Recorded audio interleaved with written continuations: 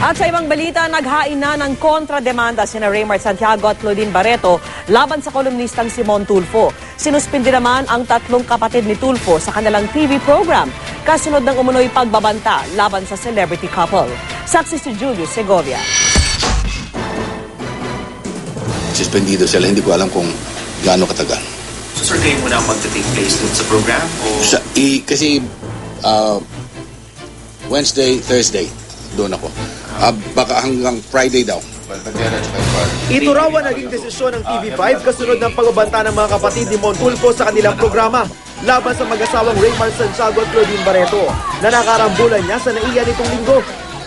Maling-mali yung ginawa nila. Maling-mali. Dapat hindi nila, they should have kept their emotions in check. Tsaka hindi sa publiko. Kaya tama lang na humingi sila ng patawad. Kusamang nagpato ng suspensyon ng TV5 sa mga kapatid ni Mon Tulfo. Tuloy pa rin ang sariling investigasyon ng MTRCB. It was our legal counsel who find basis, and that is why it has been referred to the adjudication committee. We are authorized under the law to impose appropriate sanctions which can range from suspension, depende po sa ebidensya at kung anong lalabas sa pagdinig, kung gaano katagal ito, at it can even result in cancellation of the show. Itinuloy naman ng mag-asawang Raymart at Claudine ang paghahain ng reklamo laban kay Tulfo. Kabilang dito ang physical injuries na dahilan ng paggamit pa ng tungkod ni Claudine sa paghahain ng reklamo. Gayon din ang reklamong child abuse dahil na-trauma umano ang mga anak ng mag-asawa.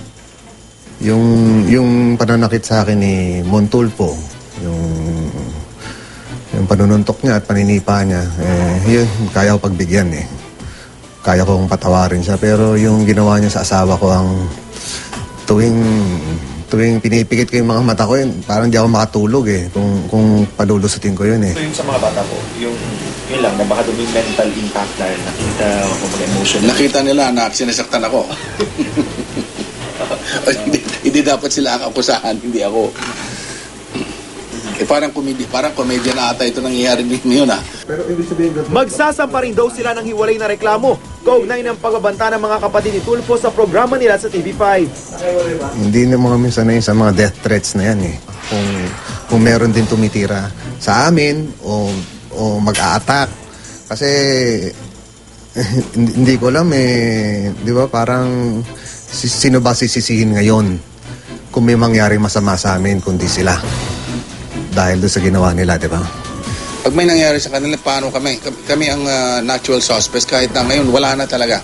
Ako si Julio Segovia, ang inyo saksi.